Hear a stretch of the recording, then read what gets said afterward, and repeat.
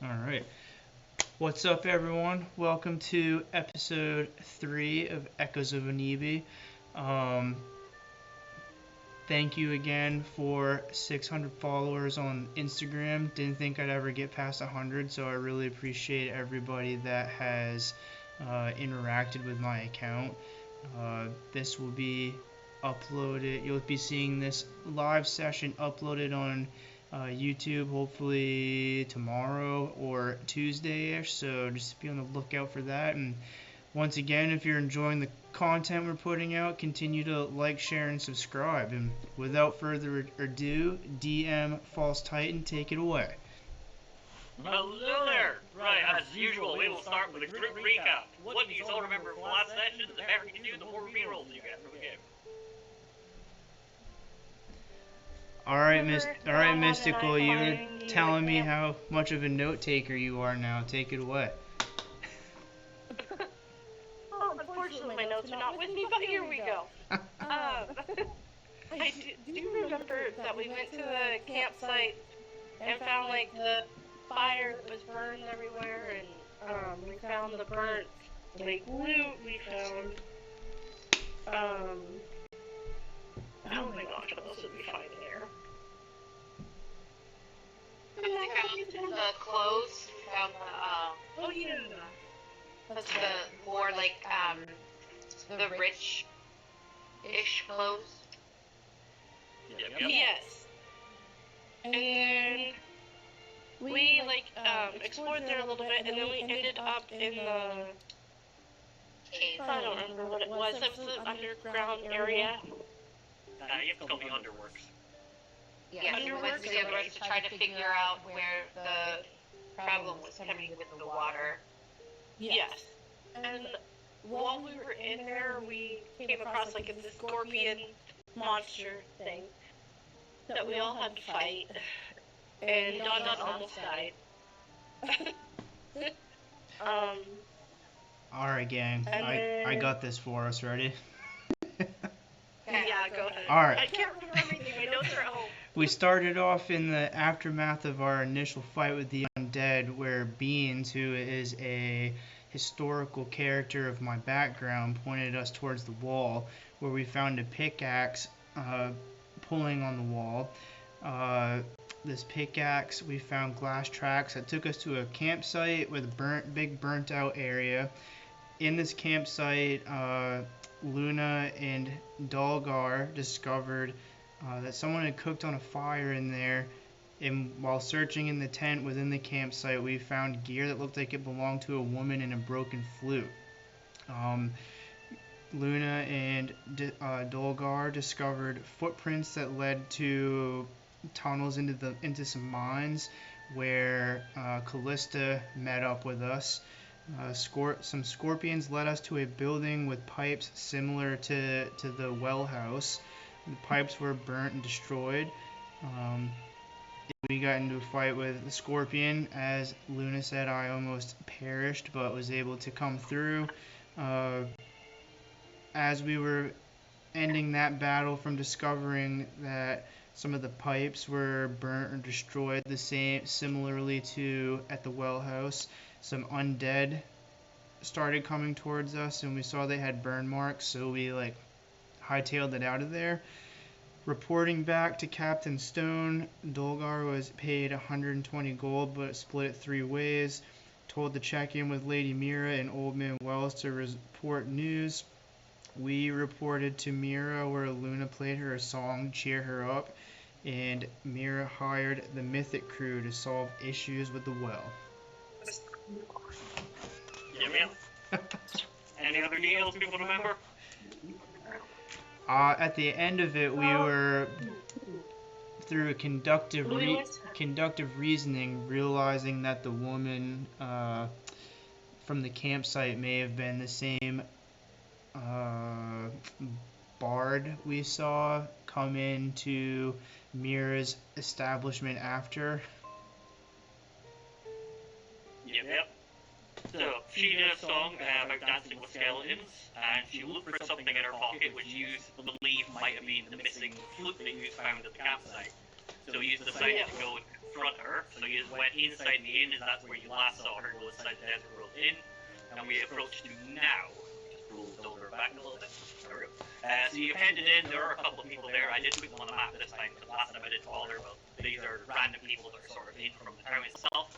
And over at the main bar, you can see Galen is serving drinks, and it seems to be some kind of conversation with the bard Melody, who's the person you believe is behind this.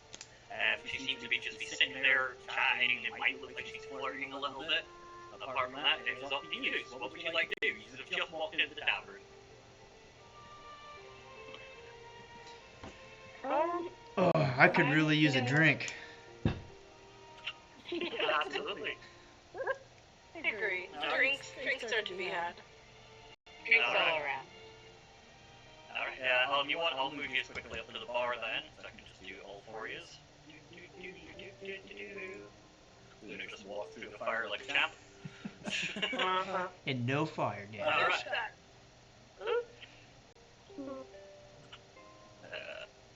There we go. Right, so you head up to the bar, Galen greets you as he sees you. He's like, welcome, drinks for you all. And he goes to start pouring out the usual drinks. He's all been in town quite a while, and he is the main barkeep, so you would probably know what you specifically drink. You want to say a type of drink you can, it's not too important, but it's always that character building. What kind of drink do you order?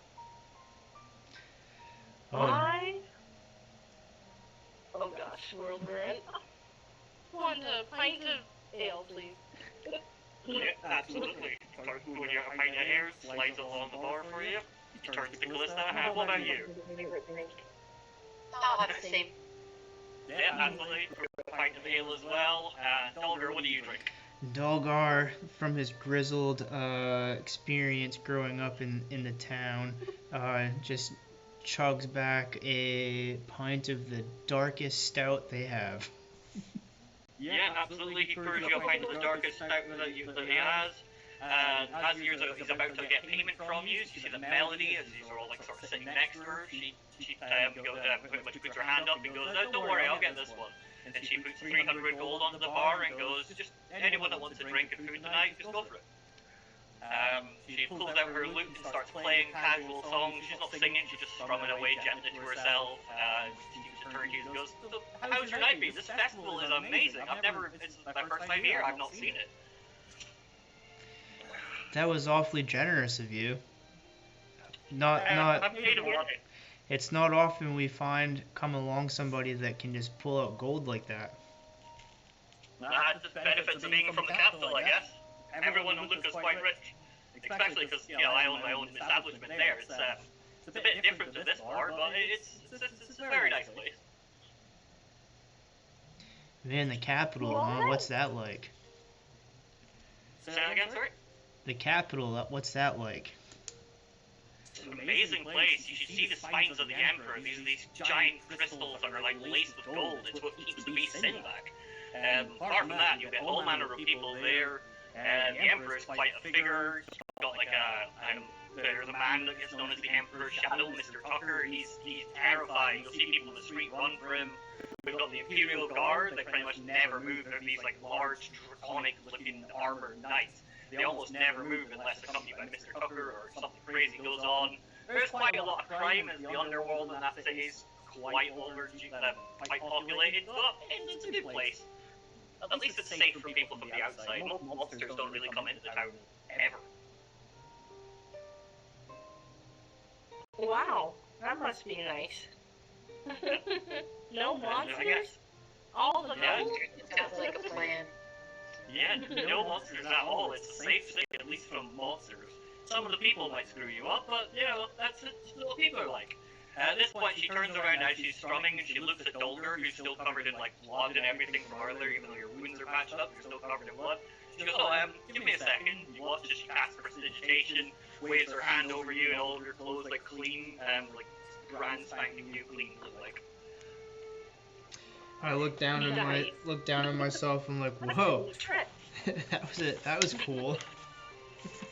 That's the basic style, it's quite easy. Sure, one of you could at least do that. She kind of looks at Luna and is like, you must be able to know some kind of tricks like that, right? You're a bard too. Yeah, I do, but mine's not quite as flashy. Yeah, fair. He orders herself a really quite expensive red wine from the bar and takes a few sips from it. She puts her large loot into her bag and it just vanishes inside the bag. A bag of vanishing? Where do I get one of those? They're quite common in Luca. You can get one for like maybe 500-600 gold. Man, I'll never own one. Luna like shoves everything on the table. Where's Luca? Is that in the capital? Yeah, Luca is the capital city. She sort of turns to you, Luna, and she's like, well, tell you what then, if you ever are in the city when I'm back there, swing by and I'll see if I can maybe help you out with some of the money. Hell yeah! You have to do me one favor, though. You have to do me one favor as payment, though, and this is unfortunately not negotiable. I've taken a bunch of orphans from the city, so if you can help me entertain them for an evening, then I'll help you out. Deal. Excellent. But only if I would entertain the orphans. Oh, I'm sure they'd be there, all welcome too. So you pay for drinks, so you fix up his clothes, and now you're telling us you take in orphans. Yeah, I'm quite well known for it in the city. What kind of orphans do you take in? Any ones that are lying about, there's quite a lot of kids that seem to have lost their parents in different wars or just done their business in the city, so generally anyone that I come across, I offer a chance to come and stay at the tavern with us.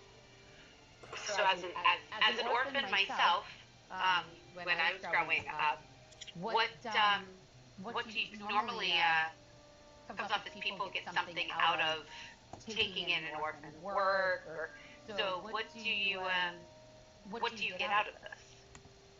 I guess reputation would probably be the most honest answer. I'm very well known for my kindness in the city, so I'm assuming that helping orphans out is something that helps with that.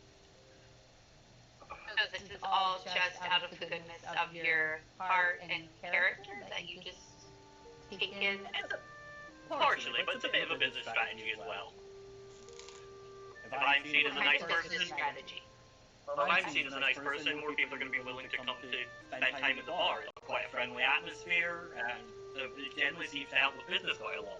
Many people will come in and already know my name, which is always really handy. Interesting. You're welcome to swing by any time if you're ever there. Just ask around for the Endless Song. People will point it to you. It's called the Endless Song. Yep.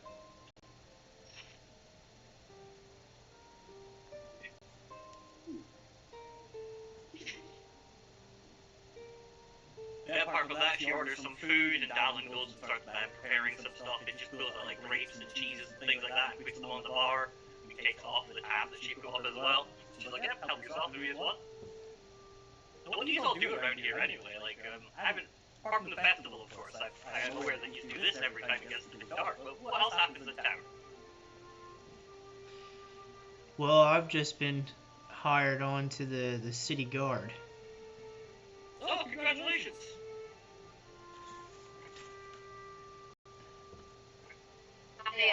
I work for Old Man Wells, helping him care for the water in the city and the... Ah, right, that's a really important job, so that's very good. What about you, I heard you work here, right? Yeah, I work here and I help out. Oh my gosh, what's the mermaid's name? I got married Sunday. Lyra. I help her out. And yeah, this is where I've been for a little while. Wonderful. She pulls the loot back out of her bag, and turns to you and goes, "Do you want to do a song together now? I was planning on playing one anyway. As long as that's alright with you, of course." She turns to Alan, and he's like, "Well, of course. I can't be bothered doing it myself, and Luna's not working, so that'd be great." Sounds good to me. Awesome. So yeah, she picks up her loot and heads over to about, let's see, here. And she just kind of sort of waits for you to come over too. Yes. Ouch. Hold on. Moving. On character. There we go. Ah. Excellent. Right. So she turns around to you and she kind of whispers, so happy or sad? Let's do happy. Alright. Starts strumming quite a lively beat on the lute, and then she just waits for you to join in. So at this point, I need you to make me a performance roll. Oh wait, I need to go get my dice. Give me a second. Okay, performance roll? My performance roll is, hold on 2 seconds.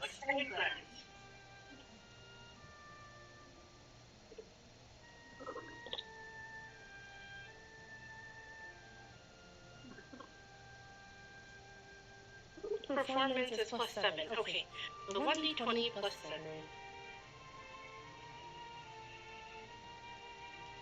Yeah, sorry about that. Got thrown off by the time difference. Right, what did you get? 20. Also, if needed, you can roll through the program now. There should be buttons to your left side. The bottom one's a d20, but you don't have to, so don't feel like you need to. I got 23. 15 plus 7. That's yep. Let's see what you get. A 19. You actually play better than Luna right now. I'll do it. You are Luna. You actually play better than Melody right now. So together you start playing this quite lively tune. You are fucking rocking it as you're going. And she sort of just looks at you and winks, and then she starts to sing. I don't have lyrics for the song, but just assume when she's singing a song about Lucas City itself, about the grandness of the Emperor, the grandeur of the Great Walls, the spines of the city, and everything. And it seems like several people in the bar are extremely happy with the music. These two guys here, they get up, they get nice and close, and they start dancing together.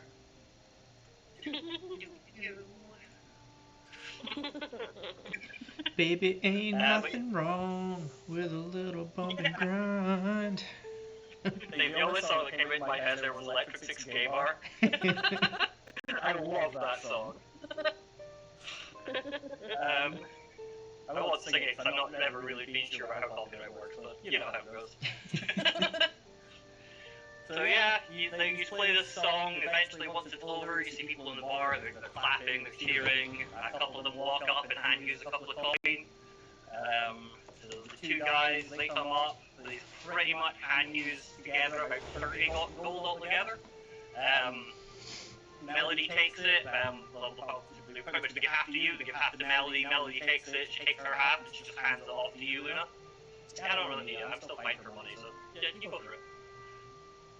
Oh, wow, well, thanks. Awesome. Cool.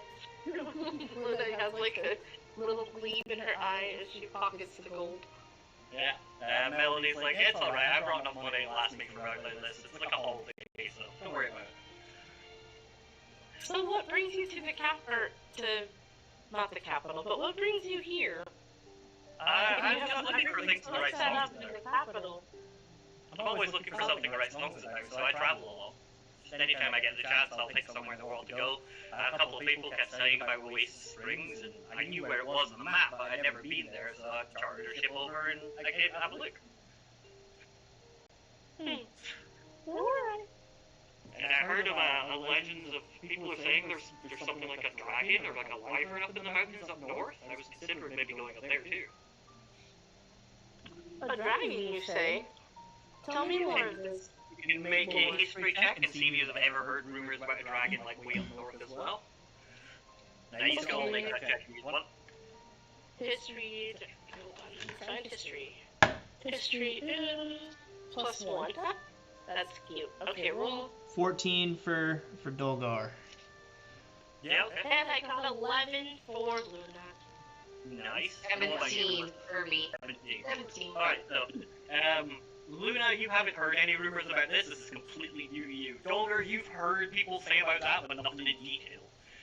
But Kalllista, you've heard quite a few people speak about it, and you're aware of a few different things, so... Apparently, yes, there is some kind of dragon or wyvern up in the mountains way up north of the Isle. And then the only other thing you really know is, a long time ago, the Hunters Guild effectively put up a quarantine in the area, which is quite common for the hunters to do. Generally, they'll either appear and move a dangerous creature away if they can, or they'll kill it, because they might have to sometimes. But if they decide that there's not really a risk to people, so like if there's a dangerous in an area that isn't populated, they'll quarantine the area instead and just stop people going into it. And you are aware that one of the mountains up north has been completely quarantined. There is a large, like, ancient fortress up that area as well that's in quarantine, so it's possibly about that place.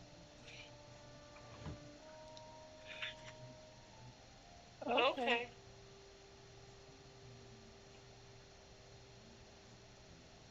Alright, so apart from that, Melody goes back to the bar, she chows down on some grapes for a bit, turns right to Kalllista and offers you some of the food. No, thank you. No problem. Oh. I tried to end up in the water. Okay, there we go. I was just diving into where me a little bit. Yeah, Luna just joins her back at the table and continues drinking her ale and eating. Yeah, absolutely. So what would you like to do now? Weren't we suspicious of Melody from our last... You pretty much came here to accuse her of being the one behind all the bad stuff. Yeah, I'm still super suspicious. That's why I'm just kind of like... So now that I'm literally just kind of sitting there, eyeing her. Lots of money, supposedly helps orphans. In my mind, I'm thinking, yeah, she is too good to be true. There's absolutely no way. Like, that is fair. Yeah. So 100%.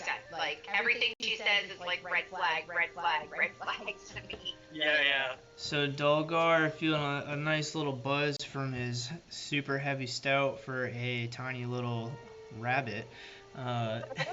Just making conversation, says, so Melody, you do any camping lately? Camped a couple of days ago in the desert down south. I had to stop on the way.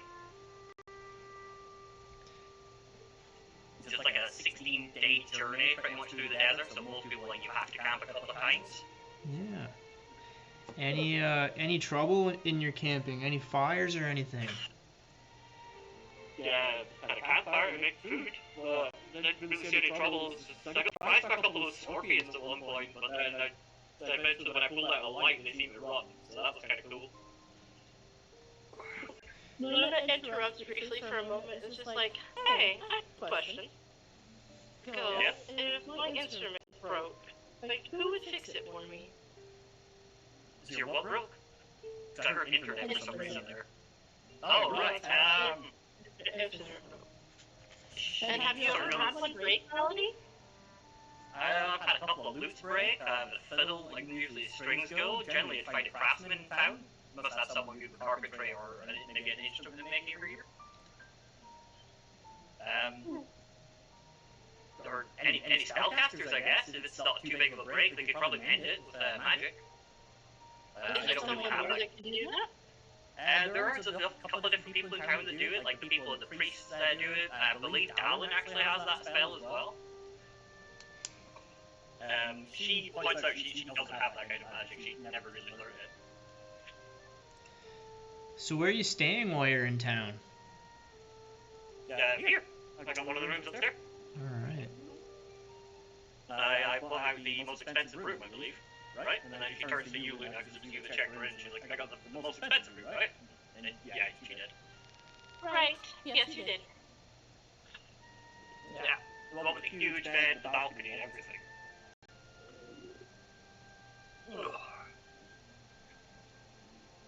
So, what exactly do you do besides your business? That it's a pretty lucrative business if you're able to enjoy such a lavish holiday. Oh yeah, it's brilliant. Business is always going well in the city. Like, even though I'm not there right now, I bet they're raking in tons of money. I've got a lot of free time really, so I spend a lot of it just traveling around the world. I was wanting to go see the Kingdom of Rain, but like they're very anti-magic, so I don't think I'm gonna go there. Let me think. I not long came from Alder, to the west. You know that area? You just can't make a history check if you want, but at the very base without a check, you know that Alder is a land that is pretty much cursed with undead and horrible monsters and stuff there. Most people that come from Alder, they just want to get away. So what were you doing in Alder? That's not the most friendly of places. I heard about it. I kept hearing stories about this Dark Lord of the castle that was there, and that's a rumor you'd have heard about as well. And I was wanting to see if I could get in and have a conversation with them, but from what I've been told, the town people still at the castle, so they kind of turned me away. No fear. Oh. I mean, I'm pretty good with fear. I don't really get afraid of much things. I've seen a lot. were you traveling with anybody else, or were you just traveling alone? Just alone. Wow, that's I have to say that's pretty impressive. I don't think I'd go there alone on a whim somewhere She put your hand on your shoulder, and she's like, I wouldn't recommend it. Like, I pretty much got attacked about 6 times just on the way to the village. When I was there was some kind of siege. There was like a horde of undead that attacked the town. We were all like hiding down in the bunker. The mayor was like fighting them off, and then some armored being with like this skull for a face that had 3 eye holes came, and it was like fighting off the attacking horde. But then they came in through like the burrow under the floor, and then I had to get into the fight as well. And a couple of other guys came in and joined in. Eventually, the attack was repelled. Like, it was horrible. Goodness, wow, that's Wow. According to them, it happened in every story. Yeah. The people in town were saying it's not uncommon for that to happen here. They said that they usually had these like armored knights that were like animated suits or something like that. That did it, but like one day, a couple of days before, every one of the suits just collapsed and stopped functioning, so the town was left defenseless. Wow. That must have been. Wow, that must have been a lot to deal with. It was pretty worrying. Huh. that is very worrying. So are they still completely defenseless? From what I'm aware, yes. When I left, they hadn't had anything. Nothing that came to help part of that group of people, and I think they called themselves Bruce and the Dickheads. But they came and seemed to help a bit with the defense. And then I didn't really see anything after that. I left it pretty much as soon as it was clear. I wanted to get out. And so I was like, oh, I'll head here. Here sounds lovely. Huh. We fought some undead. Yes. We fought some undead outside the wall the other day. There's a big hole in the wall, and after fighting the undead, we found a abandoned campsite with a lot of fancy stuff there, abandoned. Alright, I'd heard about the wall. It was over the east side or something, wasn't it? A couple of people were mentioning it earlier. Yeah. What kind of clothes do people wear in Luca? Like the rich, fancy clothes. Yeah, pretty much. A lot of people that went very well dressed. They sort of showed you her outfit. She's like, this is like a kind of similar, sort of quite high-end style. This is one of my favorites.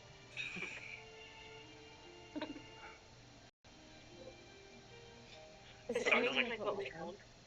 It's quite similar, yeah. It looks like it's either it could have been made in Luca, or someone has possibly like seen the style of people in Luca and replicated it, so it could be from it, or it's just someone has looked at it and went, oh, that's a good design, I'll do it. Okay. Well, I think I've taken up enough of your time. I'm going to continue eating my snacks. Thanks for the drinks and food. Yeah, you're welcome. I'll be here for a few days as far as I'm aware, so come see me anytime you want. Again. We'll have to play another song. Absolutely. So tell me more about these scorpions. Big black skin, armor black hided scorpions. They seem to run away at the night. Sorry, they ran away when light was put on them. That was generally it. They seemed quite keen to gang up on me, like when there was a light. But as soon as I lit a torch, they just ran. Where'd you see these scorpions? Just south of the city a little as it was coming in. Huh. You must have been in an interesting spot to see some scorpions that don't like the light. I guess so. Were you underground? No, it's above ground. I know there is an underground, though. I've heard people went. Desert with light? I went at night time and stuff, yes, but technically, if you make a history check,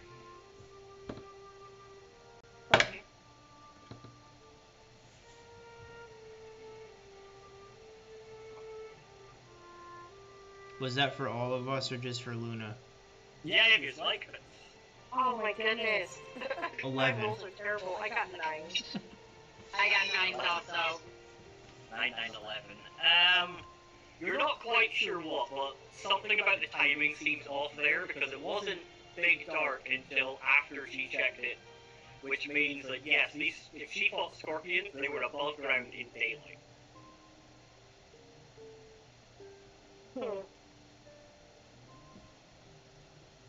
So let me get this straight, Melanie.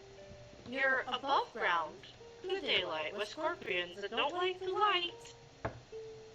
And yet you were able to fight them off? This doesn't make sense. With a Walk torch. me through this again?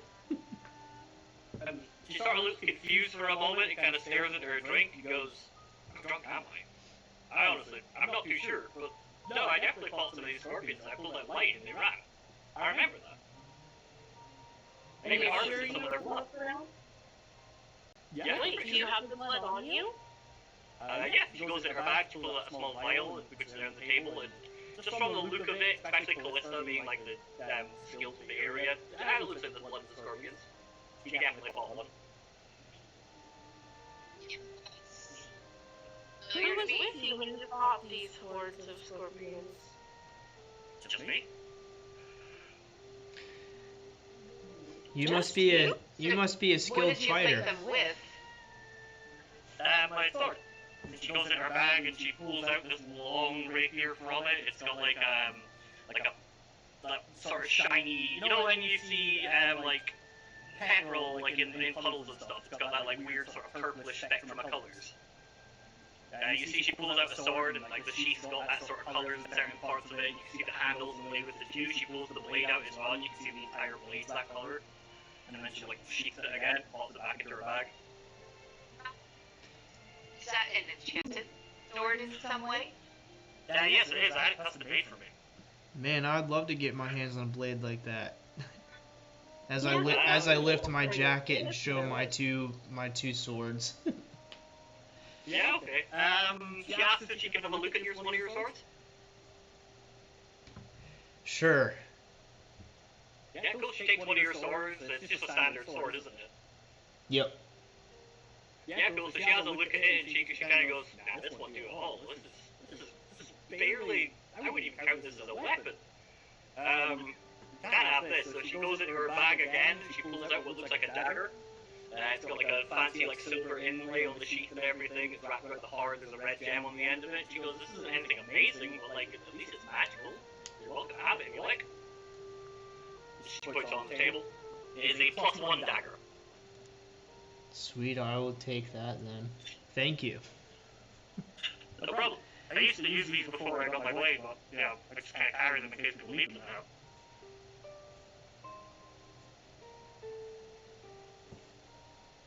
Wow. You just seem to have everything in that bag, don't you? Yep, enchanted bag. You can fit a lot in here.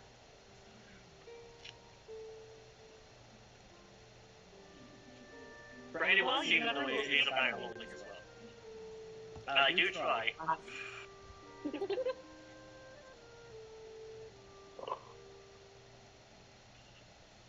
Alright, what would you like to do? Sorry?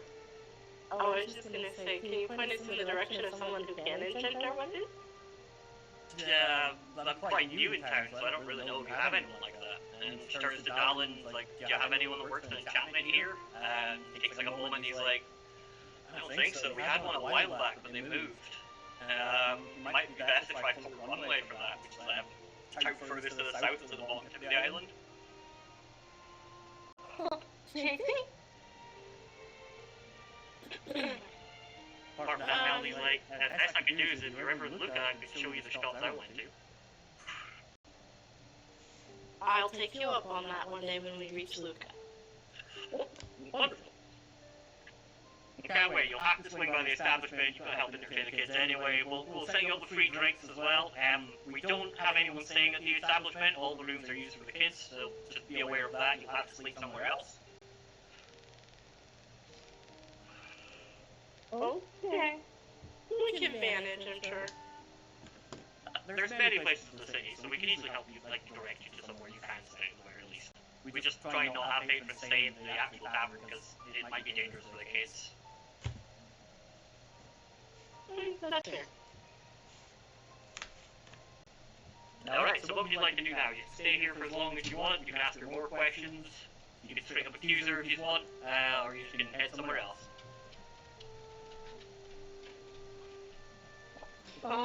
Luna's gonna look over at Kalllista and Dolgar and just kind of be like, you guys, we should go. Oh my gosh, where else were we gonna go? There was somewhere else last time, but anyway. It helps there actually wasn't, you had pretty much explored. You went to the main places you wanted to go, this was the only, like, next step of the plan that you had was to go in and see. Okay. Yeah. So you hadn't decided anything else yet. Okay. For some reason I thought there had been somewhere else we were gonna go. Okay, You did have stuff, but you did them. It was pretty much to go and speak to Wells, to report to Captain Stone, and then go and speak to Mira. But you did all them last session, and then decided to come here and question her. okay. Luna just kind of sits there and drinks her drink. I don't have anything else to say. Yeah. Dolgar chugs the rest of his stout, bangs it on the table, and says, "I'm ready to fight some stuff." Nice. Melanie asked if we were going to go fight. I don't know. Let's go. There's got to be some trouble in town for a guardsman to settle with. Yeah, it's true. But, she wishes you luck, I guess. We can head out. Yep, absolutely. I'll start moving you there.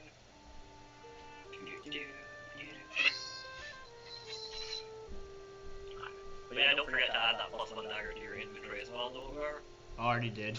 Excellent. Right, He's so on you top of it. head back outside. Let me swap the map. Sorry, it's such a big list of maps. Where is it? That one. Yeah, there we go. Let's shoot have changed for everyone. Yes. Excellent. Right, so you head back outside the Desert Rose Inn. What do you do now? I'm gonna talk to them and tell them that we should, keep an eye on that one. Maybe, like, try to spy on her. Fair. Yeah, something's not right, and I would take really good care with that dagger, because you have no idea what that power of that dagger is. Yeah, true. It could be like hers, or it is like. What do you guys think about sneaking into her room? I mean, she's obviously occupied, buying the whole entire bar, her drinks. I mean, where does all that money come from? I mean, I, have a key to all the rooms. I kind of work here, so... I'm down for sneaking. Alright, there is no map for her room, so we'll mind that. But at the very least, I need some kind of stealth check, unless someone's trying to stay to distract her and make sure she doesn't notice. But in theory, you are just going upstairs, so she might not think anything of it either way. Especially because Luna lives in the bar, so you have Yeah, I live in the bar, so I'm just bringing my friends upstairs, so... For Yeah, now, absolutely. we'll go that way. So yeah, you head upstairs, you do see she clocks you as you go, and she like waves at you as you head upstairs, but you head up, you make a show of going towards your room, but no one can see you once you actually get upstairs, and you head over to the largest room, you're able to take out your master key that you have, you unlock the door. When you go inside, you can see that there's like clothing, like similar to her style, different colors, like blues and purples, it's like thrown all over the room. There's a couple of empty potion vials sitting on like one of the sides of the cabinets as well. That's generally all you notice straight away. So apart from that, tell what you want to do, and we'll do whatever. I'm gonna look for anything suspicious. Yeah, pretty much make me your investigation checks or perception checks. So you can find anything suspicious. You said investigation or perception? Yep. Okay. 17. 17, okay. And everybody else? Still making mine. Investigation is plus 2, perception is what it doesn't matter. Okay. We'll do 20. Roll.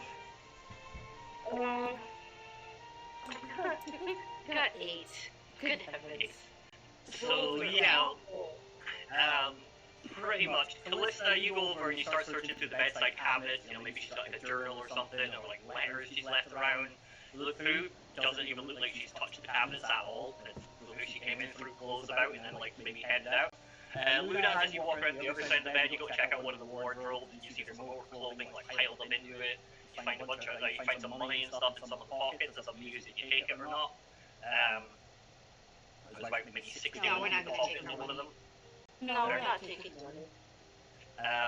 But Luna, as you head over, you trip on one of the floorboards slightly. You think nothing of it, you had a couple of drinks and stuff, but it's Dolgar that notices that one of the floorboards is like slightly raised. He's able to go up and wedge his blade into it and pull the floorboard up, and then you find what looks like a bunch of scribbled notes. The main thing that you seem to notice about the notes is she's written the word child a few times with a question mark. And then the only bit below it that says, whose child is it? Whose And then child? if you flip on the other side of the paper, it says healer, question mark. It says what, question mark? So sorry. Healer. Oh. See? Told you there was something weird about Is she kidnapping the children? orphans. Are they not? Was she kidnapping orphans? She could be, she could be. Or is she, you might think is, my first thought is that she's using them for something negative. I don't know, is she turning, I don't know. She's not kidnapping orphans, she's making them. Ha, ha, ha. Making orphans? Oh. Yeah. Wow. Killing the parents, taking the children, that's how you make orphans. I mean, at this point, all bets are off. I mean, she could be, I don't know, just, orphanages aren't cheap. At this And she point, has all this expendable money, and she has all these children. Things don't add up for me. That's fair. Is there anything else we can find in here, guys? Not that you can see, it doesn't look like she actually spent much time in the room at all, and the best guess, you can tell that she probably walked in, pulled a bunch of clothing out of her bag, and picked through some clothes, and just threw the rest around. It looks like she drank a healing potion or two for some reason as well. But apart from that, nothing else really stands out in the room. But from the notes, you can tell that for some reason or the other, she's possibly looking for a child or looking for a healer. Okay, I say we put the notes back. Yep. So The way we you know found them. what they say. Yes, and then Yep. Everything back to where you Head found on it, out. you pulled the doors and stuff, you head back down, you reel up the doors. As we go towards Luna's room, Luna's gonna be like, guys, I say that we just kind of, wait till night, or the rest of the night, see what she does, and follow her. Yeah, absolutely. If everybody wants to. yeah. Follow the mysterious lady with all the money. Yeah, absolutely. So, do you wait about at night, do you stay around in the bar where you can keep an eye on her, or do you just kind of keep checking and seeing if she's still there? I say we hang out in the bar, but I'm not gonna drink. I'll just kind of eat and play my music by the water. Yeah, Yeah, I'm absolutely. gonna hang out, but I'm not gonna drink either. No problem. As you head down, she does offer you a drink, and you decline with some kind of excuse like, yeah, we're sort of working later on tonight, so we're probably not going to have any. So yeah, fine. She offers to play some extra music with Luna, and you accept you go join her. If not, then she just goes up and plays some songs by herself. Everybody in the bar seems to like her. Apart from that, it gets to about maybe 3 in the morning before she eventually packs up her stuff. She puts a look back at the bag and everything. She just tells you she's going to go and have a wander about town. And then she just sort of heads out the door. I assume you just follow? Yes, but you gotta make up a reason why we're following. No, don't maybe get seen, but that's a good thing to do in case. Okay. Alright, so we're so gonna if you follow want- her like, sneakily. Yep, so after you make a stealth check, please. And remember as well, you have 4 rerolls if anything goes bad. Okay, stealth check, here we go. Please be good, roll. Please be good. +4 for me, let's see, okay. D20 +4. 15. I got 22. I got 15 as well. Nice. So 15, 15, and 22, right? Yep. Yeah. Cool, let me just put her on the map as well. But from what you think, she doesn't seem to notice you. Where is the image I'm looking for? There we go. Right, she doesn't really seem to notice you. You see she spends like a moment or two just sort of checking out the water with the mirror in it. You can see the mirror's still going through bits and everything. Gives it a casual wave, and then she sort of wanders around main streets. You're able to follow and stuff. She gets about here, she stops and talks to like a random person in the street for a bit. It's up to you if you want to get close to try and listen, or if you just watch. I'll try to get close and listen. I want to get close and look. Alright, cool. Make a perception check. Roll them here.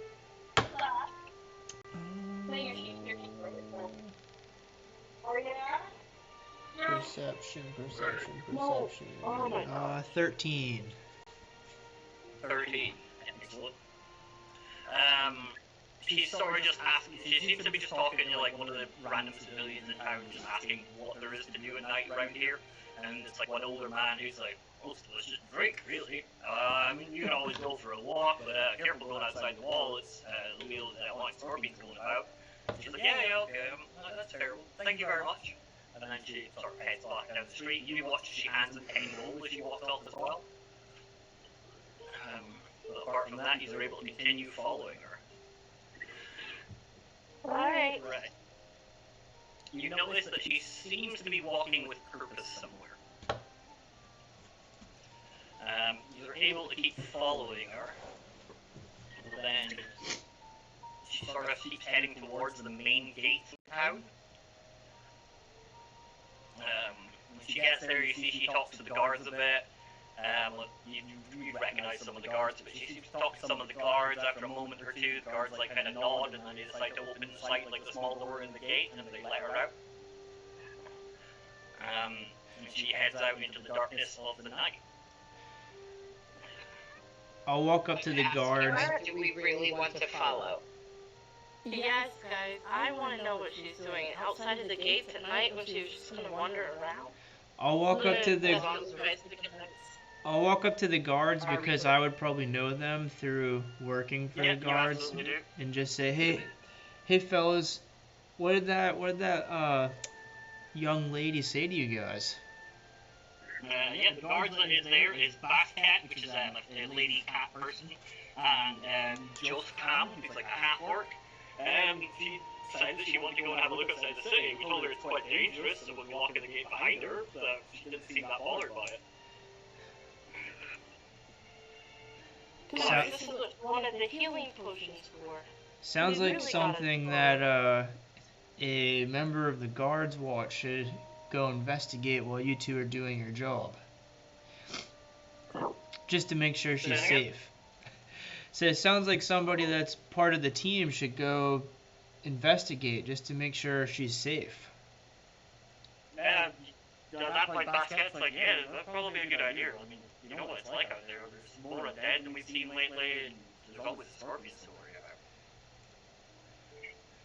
So Yeah, they opened the gate to allow you to pass as well. Right, so they're able to follow outside. You eventually, when you get through, and you can see in the distance just like a sand dune or two over, and you can see what looks like a torch get lit up. So that she's clearly lit up a light to make sure that it keeps the scorpions away at the very least. She sort of just sits on top of a sand dune, pulls out her fiddle, and starts playing music. You see every so often she stops and starts writing something down. But you do notice one thing. There is an undead wandering about. You see it's like coming towards where she is. It seems to be like attracted by the light. But then it gets close, and it just kind of stops for a moment or two. She looks at it, and then just looks away from it, and goes back to writing, and then the zombie just wanders off. I ask That's weird. Luna and Kalllista if they noticed that too.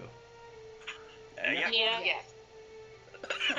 That's really weird, guys. Like, how does that work? I know, right? I'm just gonna continue Something's to not adding up. stay as hidden as possible and just keep intently watching. Yeah, okay. I So agree. as you are watching, you see maybe about another dune or two to the left of where she is. Another flame seems to light up, but it seems brighter than the flames of a torch, whatever it is. And then you catch a glimpse of a figure walking towards her. Let me just find the thing I'm looking for. There we go. Let me get the artwork as well, so you can see it. Nope, wrong button. That's not the right button. Where's the right button? Sorry, I need to learn all this shit. View character artwork. So you notice that this figure is walking towards her. As I see what that figure looks like, I check inside my coat to make sure my blades are still at the ready. Yep, your blades are ready, they're all good to go, and you can see this armored figure.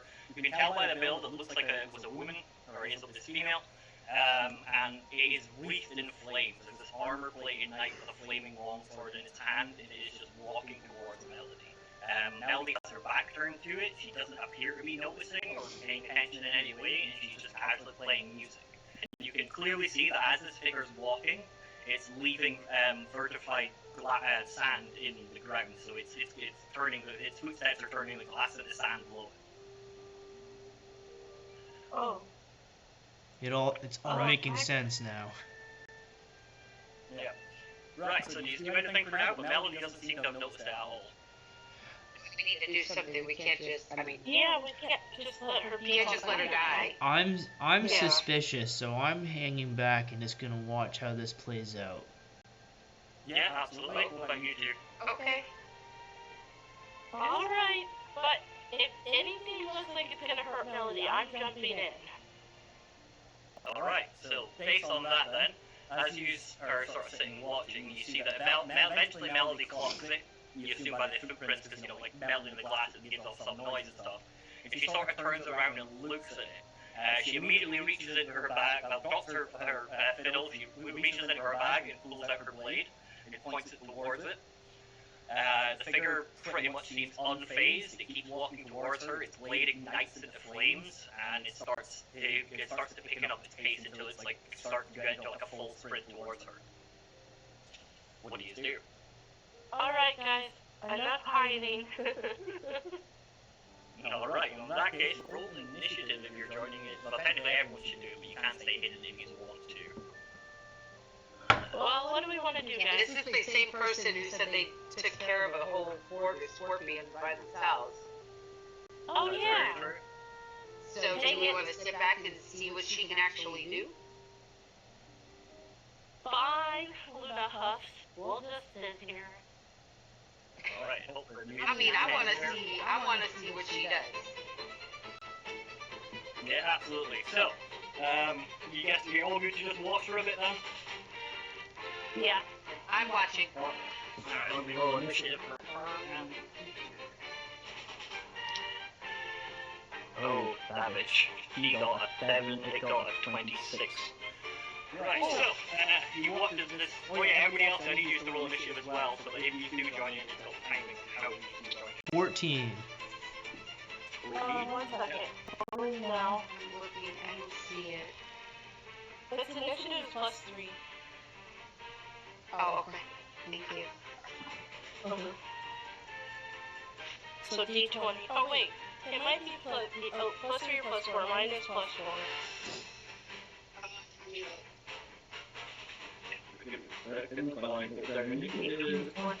Mine is 22. Oh, mine's a plus 3. Alright, so who got after 26? What's the next lowest number after 26? I got 22. 22, alright. Sounds like Kalllista and I both rolled 14s. Alright, so you just go together or whatever, that's fine. You're putting character's name there for a second, Dolgar, and then Melody. 27. Awesome, right, so you watch as the Flaming Knight it charges towards her. It strikes out towards her 2 times. I think that actually misses. Let me just check a minute. 1 hits and 1 misses. So, it charges up towards her. It brings a one-handed swing straight down towards her shoulder. She pulls up the rapier, parries the blade to the side. It sort of spins around it. The second hit, it flips the sword around in its hand, steps backwards, which sort of like hits into her and knocks her off balance.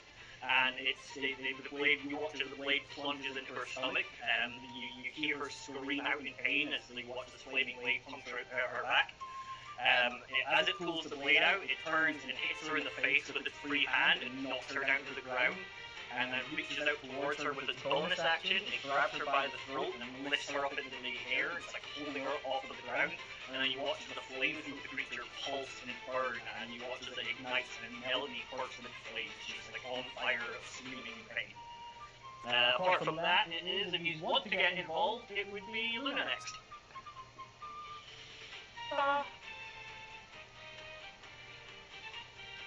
She's screaming and on the ground on fire. No, she's like being held up by the throat, like off to the ground, and she's ignited. You can see it's bringing the sword towards her as well. It looks like it's trying to aim towards her heart. Alright, I'm gonna jump in. Let me see what I'm jumping in with, though. Cool. You're about 30 feet away, so you've got enough movement to at least get in and do melee if you want to, but you can also use range and spells and stuff as well. Yeah, I'm looking at my spells really quick. I don't have all my spells memorized yet. Give it time. Zad, how far Here's the away thing I are try and get we? people to do. See, about 30 feet almost. Here's the thing I try and convince people to do. See, when you're not playing D&D in the 2 weeks between. At some point, when you're having a poop, or just anything when you're bored, just look through your character sheet. Try and get in the habit of just randomly doing it. I'm going to try and stay hidden, but try... Oh, never mind. It's not my turn. Never mind. That's alright. It's interesting. Does this thing have any metal on it? Yes, it is fully plated in metal. It is on fire.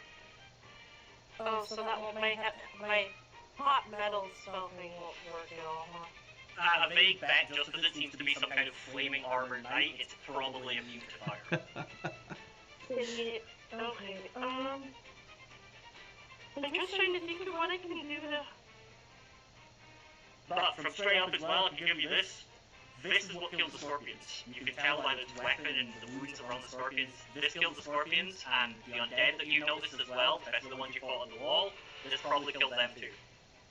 Okay, I'm gonna do Shatter, because it will have to do a Constitution saving throw, and the creature that has any like stone, crystal, or metal has disadvantage on this saving throw. Yeah, cool.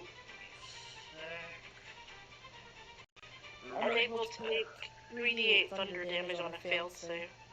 For a con, it got 19 altogether, so it succeeds the save, but it does take half if there's a half effect or whatever. Yeah, it takes half damage, so let me... Even with the disadvantage, it still passed? Oh yeah, shit, I forgot about the disadvantage. Look at me cheating. Now we got only a 13. So I believe that's a success then. Full damage.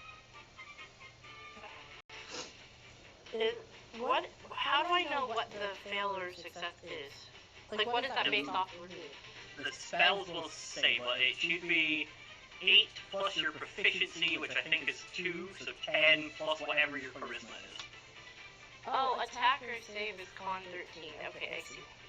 So I got 13. It literally just saved itself. Damn it. Okay, yeah, so we'll be taking half damage then. So half damage, so let me roll the 3d8. To give you the thunder damage. So d8 3 times. Here we go. I got 13. Nice. So that is not half yet, right? No, not half. Okay, cool. So, 13, 6. So 6 points of damage as the shatter bursts off. You hear the echo, like, race off across the dunes. The creature, as it takes damage, you see some of the armor cracks a bit and more flames start to burst out. It doesn't drop her though, it's still holding, but you watch as its head just slowly turns around towards you. You notice that it doesn't flinch or anything though. It does take the damage, but it doesn't seem to react. Well, shit. Huh. You see that it turns and these two flaming eyes are glaring straight at you. Luna's just gonna barge out and go, because I have a bonus action, right? Yeah. So I can melee with that one? No, you have to use that melee as your main action or your bonus action. Oh. Okay, The what main can I things use you'd be able bonus to action? do would be Inspire. You can use a bonus action to give inspiration to one of your teammates or Melody. I'll give inspiration to Melody. Yeah, absolutely. Your And inspiration that is means my turn. You know what dice your inspiration is? I think it's an E6, but I could be wrong. It might be Oh, higher. yeah, I'm looking. Sorry. Looking through my sheet. Hold on. Inspiration, where are you? Zad, while she's looking, how far away are we from the gates? You'd be about, like maybe 60 odd, no, about 120-ish feet. Alright. I don't see where my inspiration is at all on my sheet. Oh, there it is. Heroic inspiration version. Okay, it is... It's Bardic Inspiration you're looking for, so go to your features and trait page and scroll down to where it says Bard, and it should be in there somewhere. Okay, oh, features and traits. Okay, I see. Bardic inspiration, D6. Yeah, okay, cool. So D6 Bard, thank you. Yeah, D6. Where are we at? Alright. So yeah, you quickly take the strum of your fiddle, and the traditional music, you see it glow and shine around Melody. And it stays there for a bit until she uses it. And then next, you want any movement? You're still 30 feet away, or you're happy to be 30 feet away? I'll move a little bit closer, like to 15 feet away. Yeah, absolutely. So you're now 45 away. Just keep that in mind for when it's needed. Right, next up we have... Oh, no, I want to be 15 feet closer, sorry. Okay, yeah, that's fine. Just remember that then. And I've just understood the words, that's cool. Right, so next is Kalli and Dolgar. You can technically do your turns together if you want. How close would I have to be to the wall for the guards to hear me yell?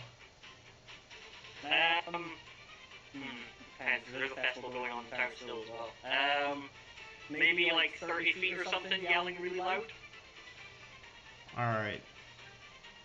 I look at Kalllista and I say, I think we're gonna need extra help for this one. So I am going to use my action, my dash action, to go 60 feet back to where we came from. Yeah, cool. So 30 more feet and you'll be able to, you're in range to start shouting. Yep. Excellent. So yeah, you dash off towards the wall, getting ready to like call for more assistance. Apart from that, Kalli, what do you do?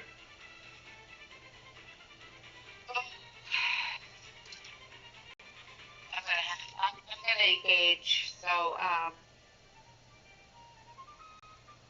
Hey, before my turn's over, I have a thing called the rabbit hop. I can jump 5 feet times my proficiency bonus. Could I use that to get extra distance? Possibly, I'll just have to check if it's like a bonus action or anything to do with it.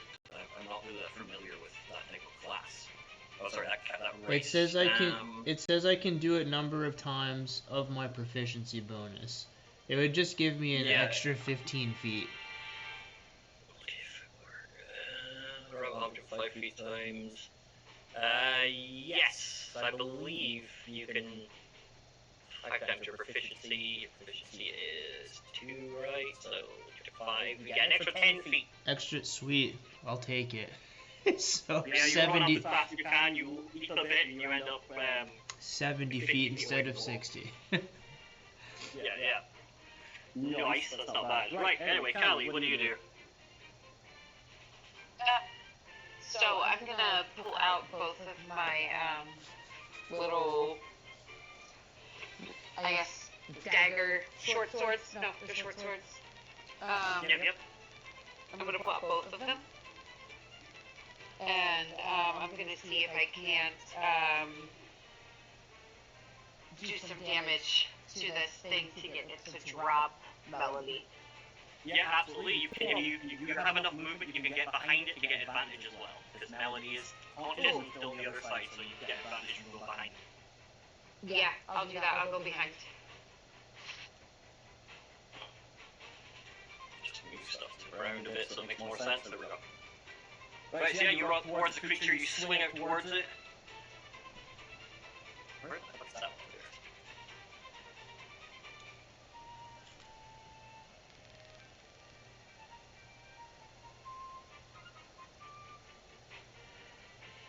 Alright, so just make your attacks when you're ready. I'm not sure what I rolled for. You roll a d20 and then you would add. I didn't get off your new sheet, but it'll be. I think we're at 17 now for dex, so it should be a d20 plus 5, I think. One of your pages, I think it's the third page, it should say like actions and have your weapon there. It should tell you the number. I need to get me to send you the. I need to get you to get. I need to get you to send me the link for your new sheet as well, so that I can screw up. Hey Zad, while she's looking at that, I have another question. Can you action and bonus action dash? Yep. Alright, since I already went, I'll use it for my next turn, but I have cunning action, which gives me a bonus action dash as well. Yeah, that's what I figured out you meant when you said dash twice anyway. Oh yeah. But yeah, cunning action, then you can disengage, dash, or hide as a bonus action. Sweet. I rolled an 18. An 18 is exactly enough to hit.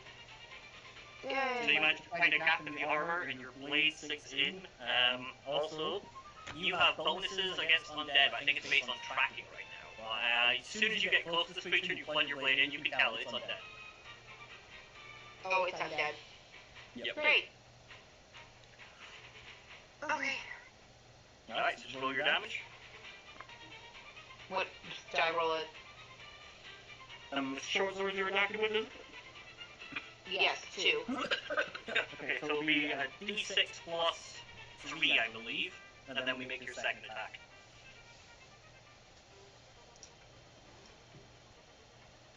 D6, okay. So a 6. Nice. Like 6 points of damage, you plunge the blade in, you pull it out, and you strike towards it for the second one, aiming for like the shoulder area, trying to make her drop it. A 7. The 7 to hit, was that a hit, yeah? Yeah. Yeah, unfortunately that misses. You go to stab the second time, but it turns around, it just grabs your arm, and there's like a burning pain, and this flaming hand like grips around your wrist, and it pushes you out of the way. It like throws you onto the ground, you like roll over and pull yourself back up. Okay. Alright, is that you? That would be me. I don't think I have anything extra I can do, right? Okay. Nah, you use bonus and main action to do 2 attacks, so... Okay, And use your perfect. bonus, yeah. Alright, so is that Melody? So she is in this creature's hand, she's still on fire. So she's like screaming out in pain. But she will... Let's see what she'll try and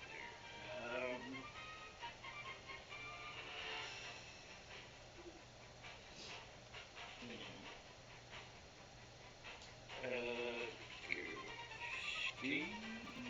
She doesn't have any spells that would be used for this. So she is going to try... she pushes herself out of its grip, it's not technically a grapple, it's just more flavor. And like she falls onto the ground, she's going to use her action to douse the flames, so you watch her, she like stop, drops, and rolls essentially. She tries to roll away from the creature. It does take an attack of opportunity at her as she moves out of the way though. And fucking hits her. Nice. So yeah, as she tries to roll out of the way, it cleaves into her back and does some damage to her. And then she needs to make a save.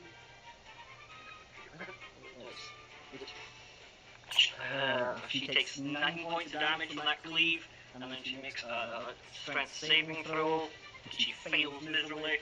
So it cleaves her across the back, and then it boots into her leg, and you watch as her leg buckles from underneath her, and she hits the ground, and you can see that like a huge chunk of her skin and hair is being like burnt off and everything. So she is now prone, so she crawls away as far as she can, which is 15, the best. Apart from that, it is back to the creature's turn. So this creature, it turns towards you, Kalllista. It brings its sword up in a two-handed strike, and it like swings it upwards, aiming for your stomach to try and cut you across the chest. I'm gonna dodge. You technically can, it's all about hitting and stuff. Dodge is an action you take on your turn, which then would give you disadvantage, well, the enemy's disadvantage, but you have to use your action for it, unfortunately. It misses entirely, so you do manage to step out of the way of this flaming blade, like swings past you, actually like it burns off a little bit of your hair as it gets past your face. And then as the blade comes up, it immediately like reverses the swing downwards towards you, but flips it around to try and impale you with the actual strike. And the second attack is a 17 to hit, which I think is higher than your AC. I'm sorry, what? Your Armor class is mine's a 13. Yeah, so unfortunately it does hit you with this one. You take 8 points of damage, and then I need you to make me a strength saving throw, which is on your first page. You just have, there should be a bit that says saves. Okay. Yeah, it'll see saving throw and it'll say like plus whatever. Yep. Saving throw. Strength, so +2.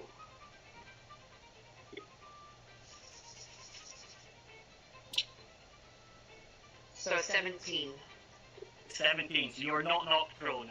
As it tries to strike in, as it like plunges the blade into you, it tries to force you to the ground, like with the sword, like through your shoulder, but you manage to pull the blade out of you and roll out of the way. Apart from that, it then turns, sort of looks about, and it locks eyes with Melody again. You can see the look of fear on her face, and it starts to walk towards her. You will get an attack of opportunity, Kalllista. If you want to use your reaction, you can strike at it. Yes, I'm gonna strike at it.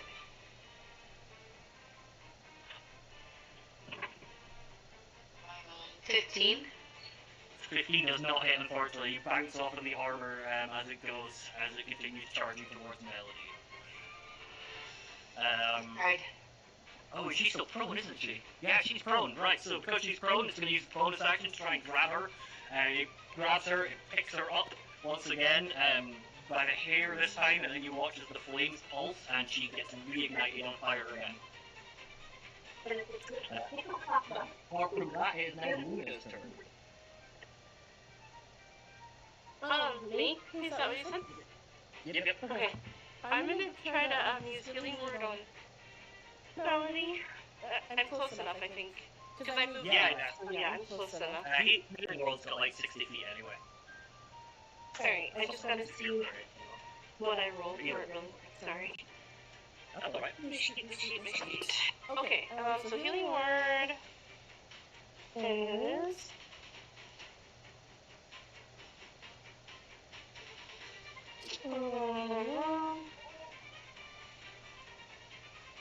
Come on, spells. There we go.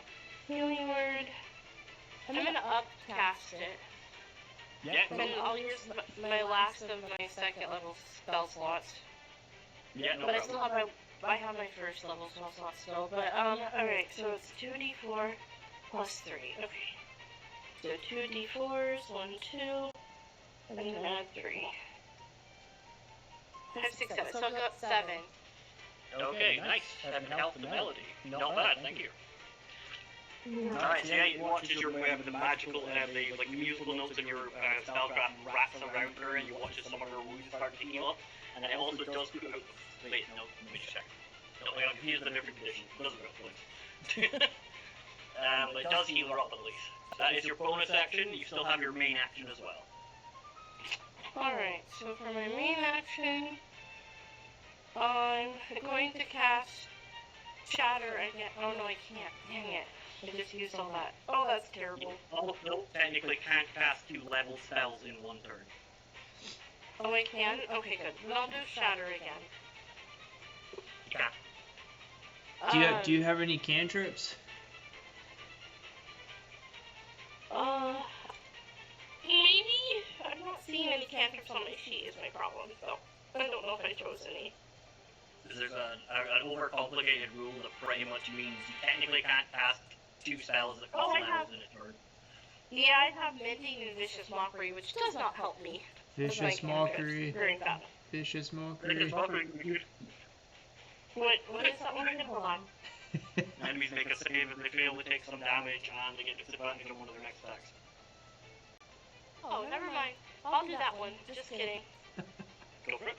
So it has to succeed on a Wisdom saving throw, so it has to get Wisdom 13. It gets 12 altogether, so it takes a little bit of damage from that, as well as it So will it disadvantage on the fails? next attack. Yep. Okay, so 1d4 damage, psychic damage. Alright, hold on. 4. It's either 1 or 4, let's see. It's 4. Nice. So yeah, damage to the creature. You see it sort of stumbles as this psychic energy hits into it, and it has disadvantage on one of its next attacks as well. Okay. Right, and that'll be you, I believe, unless you want to get closer.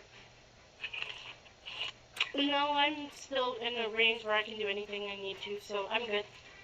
Yeah, absolutely. In that case, it is Dolgar and Kalllista. So I moved 70 feet last time. So I'm probably about, 30 feet away from where I need to be? Yep. So I'll use my movement to get to the wall. Or to absolutely. at least to where I need to be, like, hey, and start yelling, guys, we need help out here. Yeah, absolutely. I will roll initiative for some of the guards to put them onto 2. And then I will use my action to dash back 30 feet.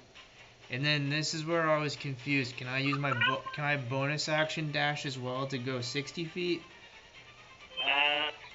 Yes, because you've got movement, bonus action, and main action. And because you're a rogue, you can dash for action and bonus action. Alright, cool. So I'm gonna do that. So that's 60 feet, and then I'm gonna use my other hop to go an additional 10, so 70 feet. So I should be pretty close back to where I started. Yeah, pretty much. So you're back to like 30 feet away essentially. But yeah, you shout out, and you do hear guards like calling, answering you back and everything. When they get to their turn initiative, they will get to do things as well. Right. With that, then it is Kalllista. Okay, so I'm behind them now, Yep. correct? Yeah, you were about 15 feet away, but you were still behind it. Okay,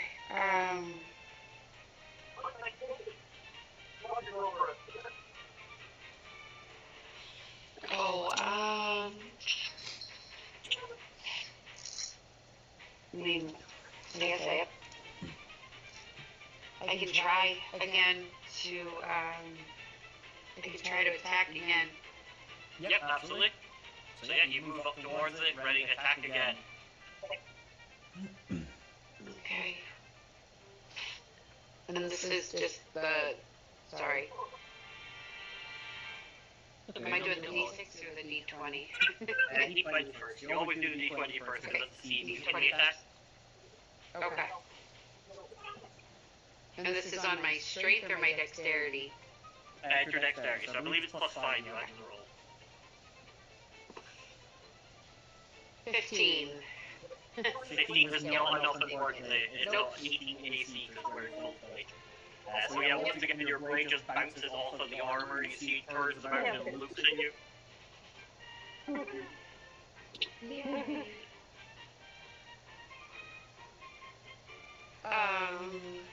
At that point, I miss.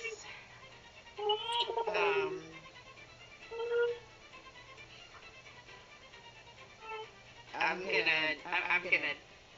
gonna back up. If I'm allowed to back up. You are, but you may invoke an opportunity attack. You also, with your bonus action, you can take a second attack.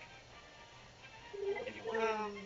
Yeah, you don't want to back away because that thing could carry the. Okay, so I'll attack again, I guess.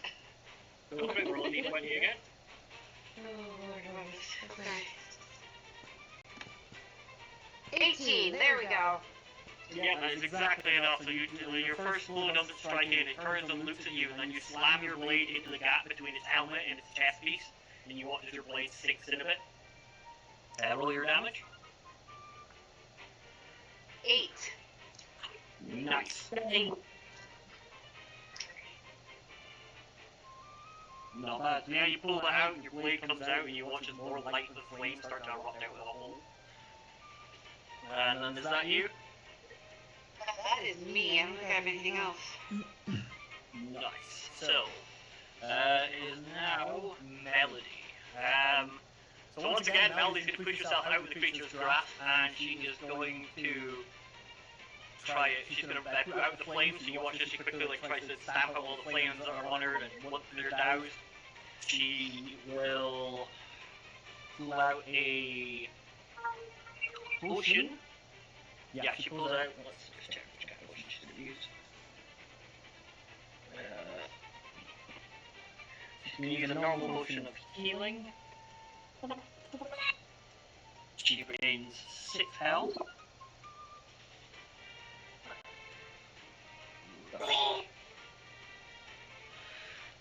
Yeah, so she regains 6 health, and she takes a few steps back, and the creature does swing towards her as it goes.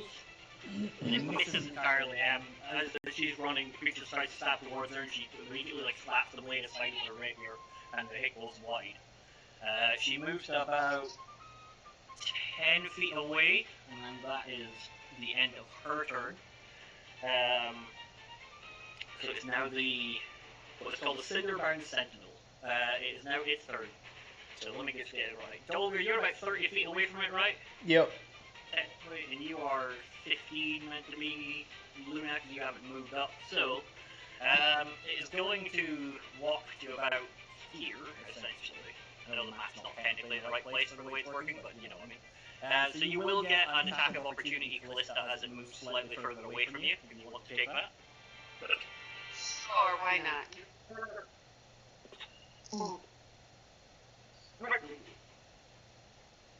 Yeah, there we go. 22. 22 absolutely hits, so roll your damage.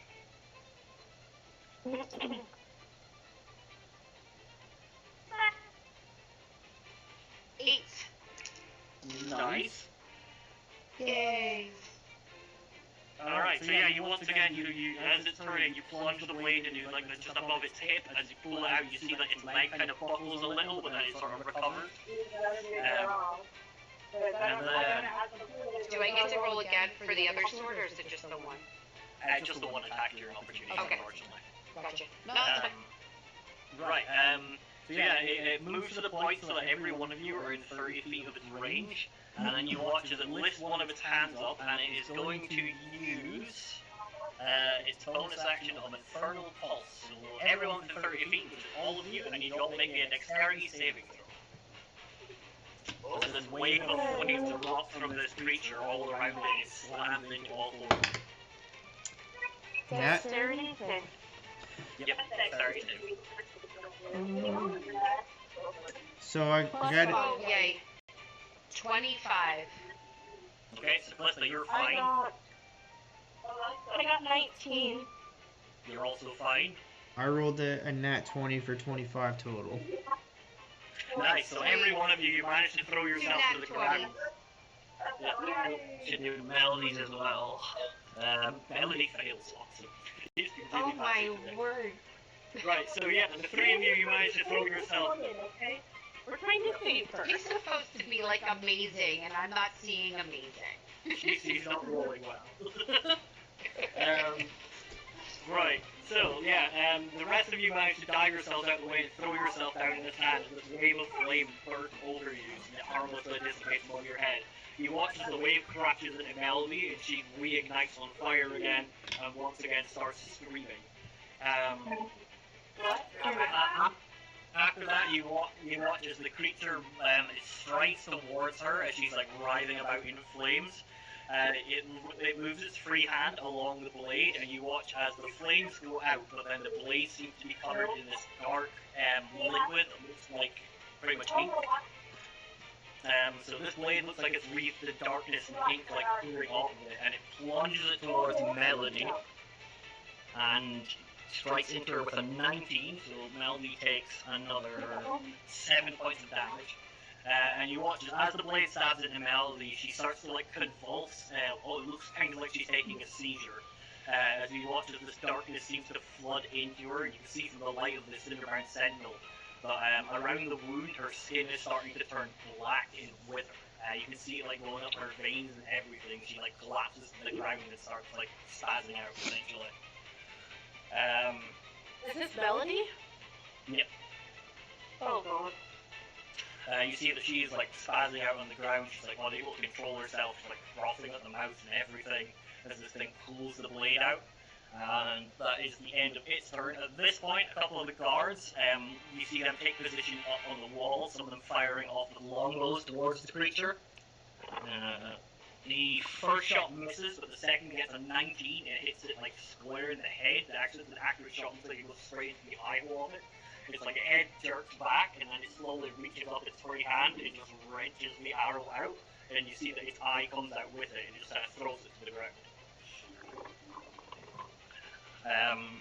But apart from that, some of the guards are obviously firing at it, and it is now back to... Where are we? Sorry. Oh no, sorry, it would be Luna before the guards. I fucked up there. So Luna is you first, and then the guards are going to Okay. Heal with you. Healing word again. Absolutely, right. This is going to use your bonus action to take up the spell slot, but for some reason, the magic doesn't work. You feel it wrap around her and everything, but then you see this darkness that's pulsing through her, and it seems to dissipate for some reason. What? Guys, this is bad. I can't even heal her. What is happening? I know, right? Whatever it just did to her, it seems it's stopping you healing her. Great. What else could I do? Thunderwave? You could. You have to get a... No, wait, you're within 15 feet. You need to walk one square forward, and then technically angle it. It would be about here, we're using an actual grid and not hit anybody else, but we're not being too specific, so you can. Alright, then I'll do that. Whatever you... Alright, so you roll damage, and then there's a save I have to make as well. Yeah, Thunderwave is... wisdom, isn't it? Hold on. I'm not sure. No, Constitution saving throw. Cool, it got a 7.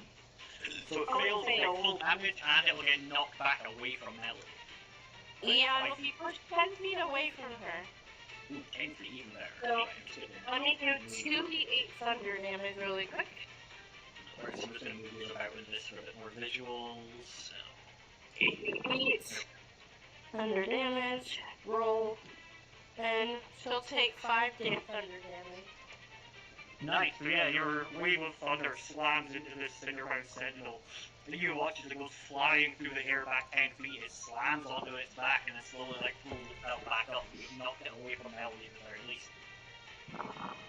And I think that's all I can do, right? Yeah, you got movement, but that's about it right now. I'll stay where I am. Excellent. Right, so now the guards appear and they fire off arrows and the eye scene that I mentioned last turn happens. Like as it's standing up, one of the arrows hit it in the face and it rips it out and its eye comes out and it throws it onto the ground. And now it is Kalllista and Dolgar. How far away are we now since she pushed it away? It would be 40 feet away from you. So I look at Kalllista as I pull both my swords out and I say we need to get on either side of it. But it's out of my range for now. I'm going to move...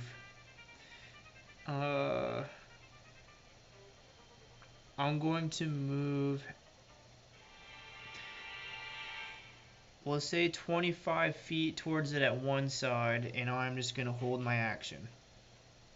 So, what are you holding your action for? You hold your action to say what action you're holding and what your trigger is for doing it.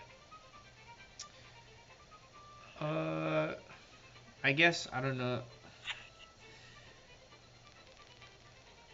If I hold my action, if it comes at me, can that be my trigger and I hit it with a sword?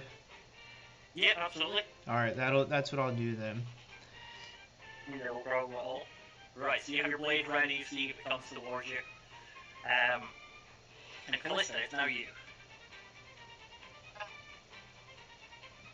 So I'm...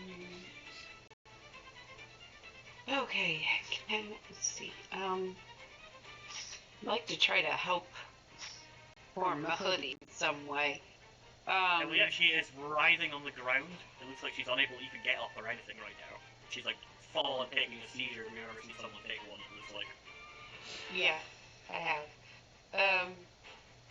Okay, so there's not much I can really do between... Oh...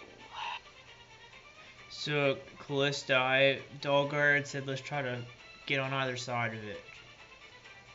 Okay, I mean... Okay. So I'll pull to the other side. Yep. I'm trying to see.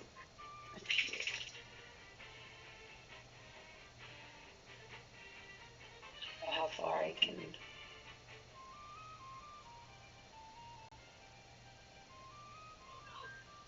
So I'll come to the other far side. Yep. And I'll attack again. Yeah, absolutely. I'll put you there because it's pretty close. So yeah, you charge up close to it and you go strike out towards it. 18. 18 hits. Yes. Okay, let's... Then you run over, you drop to your knees, you slide through the sand, you hack it across the leg as you go. 7. Nice. It's starting to look quite hurt now. Finally. I know, right? Right, you want to take your bonus action attack? Also, I forgot to say last time, your bonus action attack, you don't add on the modifier, it's just the dice. Got it. Well, that's a 10, so that's not gonna happen. Yeah, so you... Sorry. Your first strike came through the leg when it was ready for the second one, and it was able to push you out of the way as you weren't able to get the second attack in, unfortunately. That is Melody's turn. She is on fire and taking a seizure, so she physically can't do anything, so she takes a bunch of fire damage at the end of her turn. She takes her 5 points of fire damage, and she's pooping on the floor. Melody is at half health now. Oh, Lord. Yeah, well. And then it's back to top of the round with the Cinderbound Sentinel. So, you watch as the Cinderbound Sentinel, it sort of looks towards the gate with one glowing eye, eyeing up the archers. And it raises its hand and clicks its fingers, and you can see like a sort of pulse of this like small like trail of flame sort of boost out from it. And a few moments later, you hear groaning and moaning coming from the sides. And you watch as you see several other zombies, what looks like an archer and a melee fighter with sword and shield, seem to come out from behind them at like some slits in the wall. And they will get put onto initiative as well. Should be above Mel. So they don't get to do anything yet, and then you watch as it's going to use its action to disengage, so you don't get attack of opportunity, and it starts running off toward, starts walking off towards the desert, and you watch as the flames on it start to dim, and it starts getting harder and harder to see. Also, when you see its ability is recharged, it has recharged also. So yeah, it starts moving off, its ability recharges, it's going to use its bonus action to try and ignite Kalllista and Dolgar as it walks off, so I need both of you to make me a dexterity saving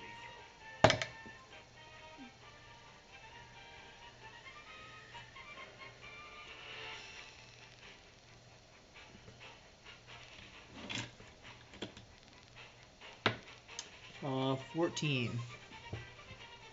14 is not high enough, unfortunately. Me neither, I'm a 12. Fair. So both of you have acquired the Burning 1 condition. So I'll just read it out for you. But Burning 1, the effect is the target is on fire. At the end of each of your turns, you will take a d4 of fire damage. Douse flames. The condition ends if the target or an ally within 5 feet spends an action to douse the water or the flame. To douse the flames, or the target is submerged in more. There's no check involved, so you can just use your action to put someone out. So you two pretty much ignite into flames as this thing starts walking off into the desert. You watch the flame dims and it starts getting harder and harder to see. Right, I'm just gonna move these up a bit, even though you're technically in town now, by the way. I've got this working. Captain slowly fuck off. Right. So yeah, it starts walking off into the desert. Actually be off the map by the way it's going now, so let me just move these in the middle of town. I really should have just put it on a different map, but I didn't, so okay. Right, so yeah, it starts walking to 5, 10, 15, 20, 25, 30. There. So yeah, he starts walking off and you watch as the undead on the side start closing in. Right. It's then Luna, and then it will be the undead that are coming. So you see one of them is knocking an arrow, and then the other one pulls out a sword to go along with his shield and starts striking towards you.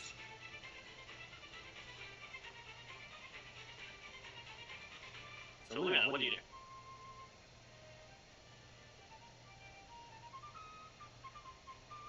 Mystic?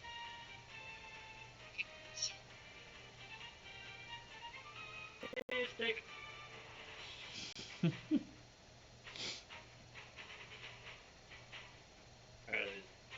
She not there?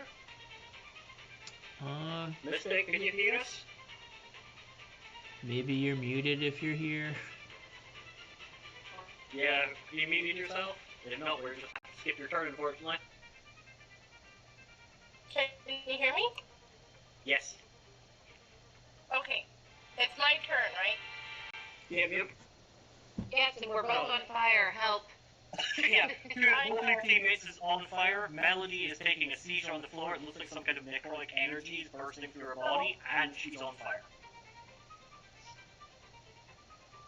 I'm trying to think of what I have to put out fire. I've been like scrolling this whole time trying to figure that out. All you need to do is, if you don't have anything specific, all you need to do is get up to someone within 5 feet of them and use your action, and you'll put them out. There's no check involved. Okay, well, can I do that then? Say that again? Can I do that then? Yeah, who do you want to put out? You can get to everyone right now. You've got your two teammates who are ignited but standing, and then you've got Melody who's unable to move. She's effectively paralyzed and slowly just burning on the floor. Fuck. Oh. Damn it. Alright, I'm gonna put Melody's fire out. Yeah, absolutely. So you run up to Melody, you start dousing the flames, you do everything you can, you put sand on her, you roll her over a bit, you get the flames out, and you do get a better look at her, and you can see that this darkness of her skin is, it looks like some of her skin is rotting. Her flesh is like turning black and starting to peel away, especially around the wound. You can see it's like going through her veins and everything. But she's not on fire at the very least, but that was your action to do that. Okay, so now I just have a bonus action. Yep.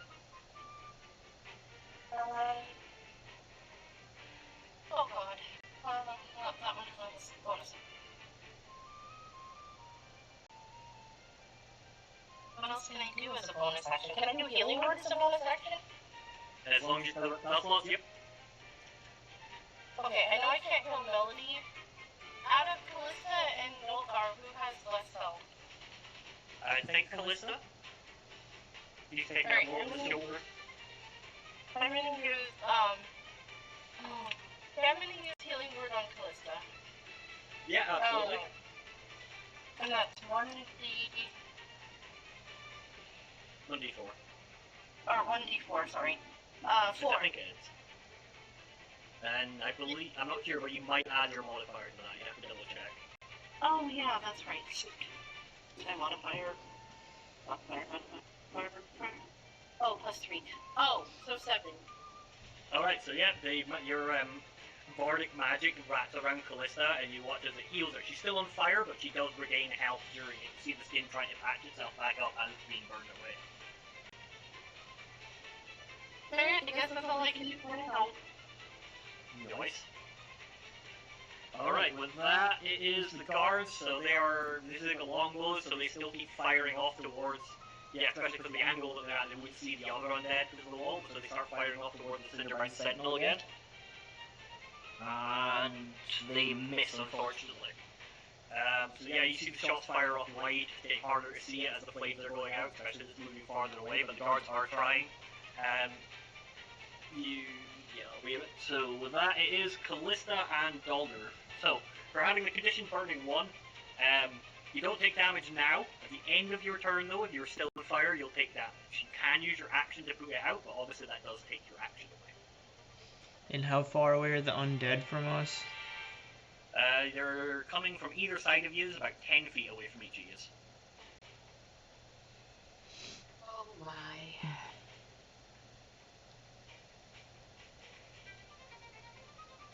Alright, my D&D games are always mental.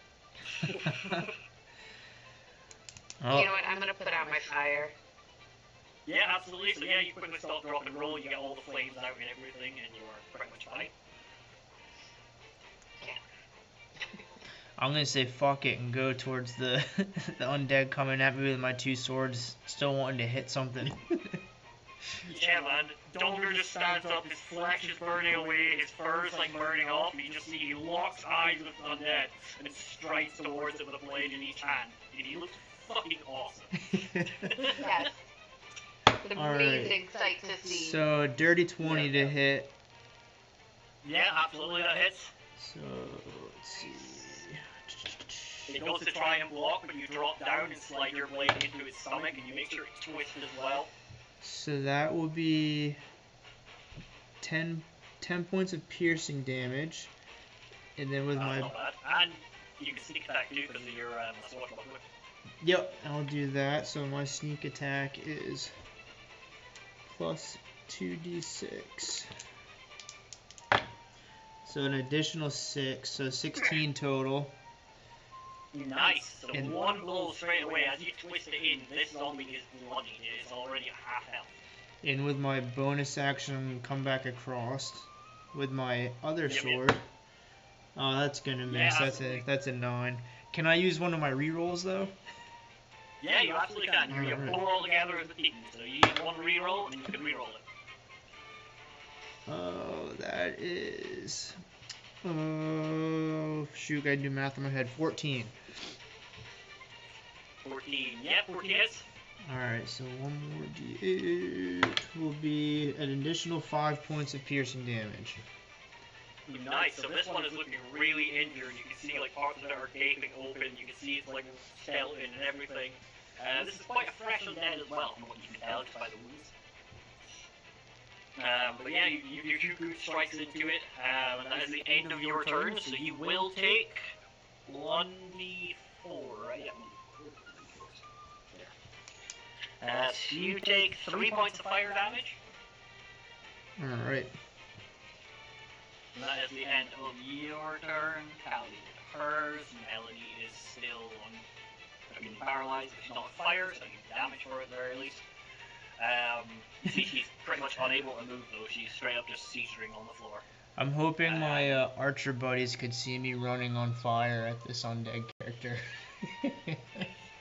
They can sort of see it, but the angle is like weird, but yeah, they can kind of make it out. Is that a burning rabbit?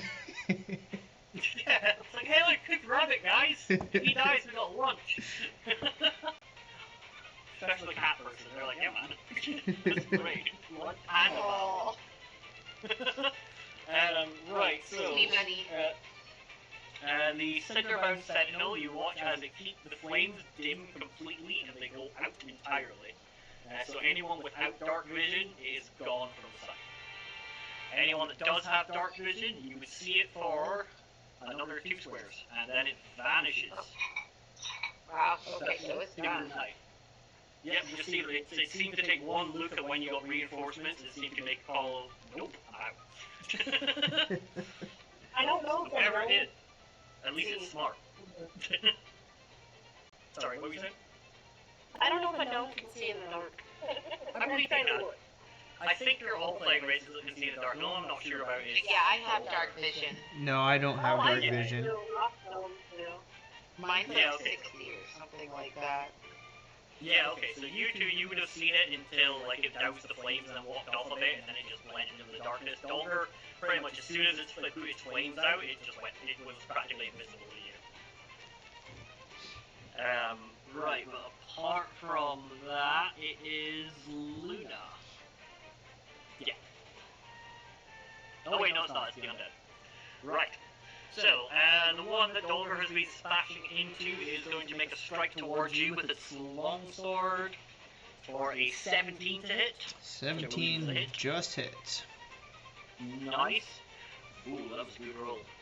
You take 12 points of slashing damage as it catches you across the chest, like opening up this huge wound. I'm not feeling so hot.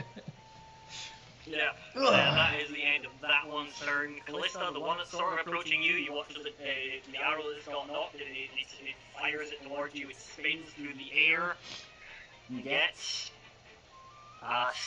so in the last second you throw yourself to the ground as the arrow flies past, and it almost hits Dolgar on the way, but it goes off into the distance. You watch the archer takes a step back as it knocks a second arrow, and that is the end of its turn. Now it's Luna. And I'm still on fire. So, Douse the bunny, douse the bunny. Luna looks around the battlefield and sees that Dolgar's still on fire. So she springs over to him, douses his flame, and yells out so that Kalllista and Dolgar, the hero, could tell her that Melody looks like she's turning undead. Yeah, maybe. After she does that, then she's...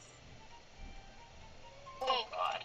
I mean, just good for inspiration or healing. I know, it's the panic, it doesn't help, does it? It's like everything went so bad, so quick. I will cast inspiration on Dolgar and then return. Yeah, absolutely. So yeah, Luna inspires you after putting the flames out on you, so it runs up, pats you down, whispers in your ear, "You can do this, man. Pull this fucking rabbit out of the sea." And apart from that, it is the guards again, so they lean over the wall quite dangerously, able to look at the zombies, and they fire off an arrow towards one each. The archer takes a shot to the shoulder for 7 points of piercing damage, and the one with the sword and shield unfortunately misses, and manages to pull up its shield in time and capture the arrow. But apart from that, it is Kalllista and Dolgar again. I'm just gonna hammer at this undead again. Yeah, absolutely. Oh, that's a nat 20. Nice. Say sneak attack. And with sneak attack. Cool. Now you get double all of the dice. Alright, cool. So here we go. I'm gonna...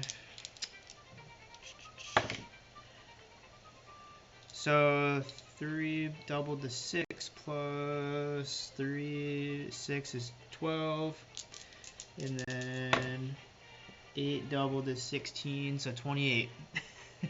Nice. So here's what sort of happens here. As you're fighting this one, you see it blocks the arrow. Luna runs up behind you, quickly passes the flames out, and encourages you by telling you how amazing that you look. And then it moves towards, it tries to strike at Luna, like over you. You slide under its legs, you slam like your blade into below its hip, and you pull as hard as you can, and your blade tears through it from the hip up to the chest.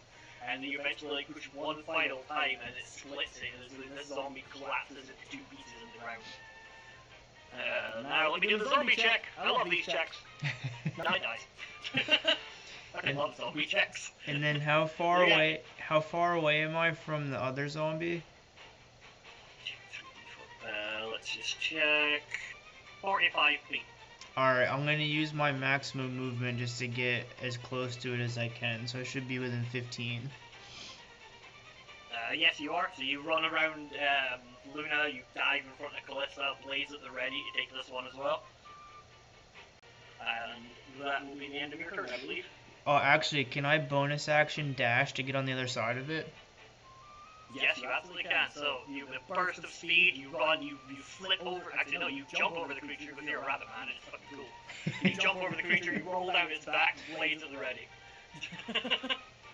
And it is Melody's turn, who's still paralyzed and shit. So, imagine some frothing noises. But apart from that, that is back up the top of the round. That one is gone. It's just the archer. Yeah, screw it. It's going to risk an attack of opportunity from you, so it steps away from 5 feet, so it's up to you if you want to take the strike. You also can sneak attack on an opportunity attack as well, so keep that in mind. That is a 16 to hit. Yeah, that absolutely hits. So that will So as be... it dashes away, you strike towards it, your blade hits into its chest and starts pushing in. Alright, so that is... 9 plus with sneak attack would be 15 points of piercing damage. Nice, so yeah, you plunge your blade into this, it pulls itself off as it steps backwards, it is wounded, it's bloody, so it's at least at half health. But as it steps back, it moves out of melee range, and you see that it fires an arrow off, and it looks like it's trying to aim directly for your head. And it gets 18 to hit. Which I believe, yeah, your AC's up 17, isn't it? So you take another 6 points of piercing damage. It doesn't manage to hit your head, but it does like hit you in the side of the throat, and like almost opens up your jugular, but just enough to not do it. The arrow like whizzes past with a trail of blood spraying across the sand. Was that me or Kalllista? You. Alright, I am now knocked unconscious. Nice. Oh, so yeah, the arrow like hits at your throat. It tears through, the blood pours out. You kind of put your hand to your throat for a second as your eyes sort of like phase out, and everything goes black as you collapse to the ground. Right. With that, it is Luna. So yeah, you just watch your companion get hit to the throat and go down. Luna's gonna cast Healing Word on Dolgar, and that is, hold on, let me see my die again. 1d4 plus 3. I thought it was something different last time, so I'm just looking again. You might have upcast it last time, I'm not sure. Oh, I did. I think that's what I had done. That's why I thought it was more. Okay, alright, 1 second. Rolling.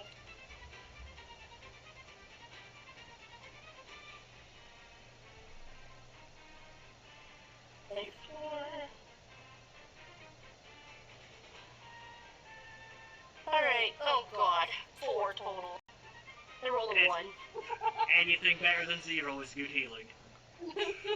You only need 1 health to be out of danger, really. Well, he gets 4 of them. So yeah, pretty much as far as you're with Dolgar, you feel this hit to the neck, you feel your blood pooling out of your throat. You feel lightheaded and everything, your knees give out from underneath you and you hit the ground as you see the zombie that's not dead in front of you knocking a second arrow. And then the next thing is you're awake again. You push yourself up, blood still pouring from you, but you are up. You're not unconscious. Just in time for the guards. You hear the guards shout out that Dolgar's hurt, Dolgar needs help. One of the guards from the wall is going to cast Healing Word on you as well, and they're going to upcast it. For 12 points of altogether. Well, yeah, 12 points of healing to you, Dolgar. That's one of the guards do it. The second guard fires an arrow towards that undead, which misses, unfortunately, like strikes into the ground next to it. Apart from that, it is now Dolgar and Kalli. It doesn't matter too much, Dolgar, but you would have half movement because you would be getting up from prone, but you're pretty much in range to do stuff anyways, so it wouldn't matter. P.S. Did we skip Kalllista last time? I don't think so. I'm just saying, I think we skipped me. Oh, we possibly haven't. So you can have your Okay. I was like, I wasn't sure, because I was like, if you're ever not sure, just say, because it's a very common DM mistake to accidentally glaze over people. Well, like, the amount of times I use my enemies and I'm like, I forgot to use the bad guy. Dolgar with this new energy of life pulsing through him, just gonna charge right back at that bad boy. Yep, absolutely. Kalllista, you can just go at the same time, so you're able to move in as well if you want. That's a 21. Yeah, I'm gonna move in and hold it. Sorry, my little one is up in my lap. No problem.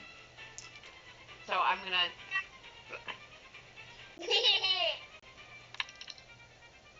In my mind, that was just the noise of the zombie for some reason. I rolled so the zombie archer that makes tile noises. I rolled a 21. Definitely is. So with sneak attack, that's gonna be 10 points of piercing damage, and I'm gonna swing around with my bonus attack. That is a 14. Nice. That is as well. Alright, so that's just the D8. Okay. It's additional 5 points. Okay, 20. cool. Okay, sorry. That's alright. Give us 1 second. Right. 22. No, 22. So you hit as well, but we'll get to your hit in just 1 second.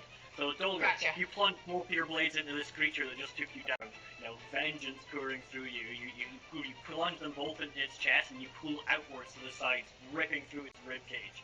You see it buckles to the ground, but it got a natural 20 on its undead constitution, so it looks like it goes down, and then you watch as it starts pulling itself back up. It like pulls itself onto you, it drops the bow, and you see it like reaching towards you as it try and bite your face.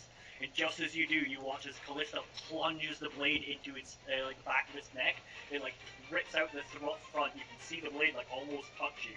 And because it only had 1 health, we don't even need to do anything apart from roll with the Constitution, and it fails. So Kalllista, that blow, and you plunge it in, and you pull, and the head of the undead snaps clean off, and it falls to the ground motionless. So you have 1, but technically we are still in initiative because Melody is fucking dying on the floor. So, what do you do? I'm gonna go up to her and try to do anything to see if I can, like, find anything to heal her or do something, like, I don't figure know. out What why about that it's blade that she gave you? Does that do anything? No, it was just +1, unfortunately. Okay. Right, so you're able to all group up here, and working together, you can make any of these checks that you want. You can make a medicine check, you can make a arcana check, you can make a survival check. So whatever Say that you again? want. Sorry. No, that's okay. So Alright. survival, arcana, or medicine. Yep. Let me see. Arcana's shit. Medicine is shit. I rolled a Survival is plus 10 survival. third. Okay. And what about the others? My survival roll is 15. Right. Kalllista? I'm trying to find. Where is it? I'm sorry. Second page. What? Yeah, I think it's a skill page. Oh, my survival is +3. So. Yep. The D20 plus 3. Okay. Hold on. Also, on a little note, can I look in her bag? See if she has anything she brought with her, maybe? You can, but it's a bag of holding, so you have to know what you're looking for. I'm gonna try to procure some kind of potion to heal her. She may have prepared. Yeah, you go to her bag and you do pull out what seems to be a potion of greater healing, but then you kind of take a moment to look at it and go, my healing magic doesn't work. I'm not sure if a healing potion will work either. But Hey, you it's can worth I'm a try. gonna shot. think of- It's worth a shot, or I'm gonna think of something that will, like, help against with undead. The cure Yeah, undead, absolutely. something with curing undead. Well, you've already used your move to take out the potion, but you try the potion, you put it to her mouth, you manage to get her to drink it, but it doesn't seem to be working. From the other two of you who didn't do that, from your survival checks, Dolgar being the lowest, you can tell that this creature's put something in her, be it like a toxin or a curse or something like that. And Kalllista, you're quite experienced in the dead. You've seen something like this before. She has essentially been poisoned. She needs a medic or a healer or someone trained in stuff like that. Essentially, if she doesn't get to a healer in the next say like 10 minutes or something, she will die. Do I know any healers? There's the priest on the opposite side of town, which is maybe about like a 15-minute walk away, maybe a bit less than a run.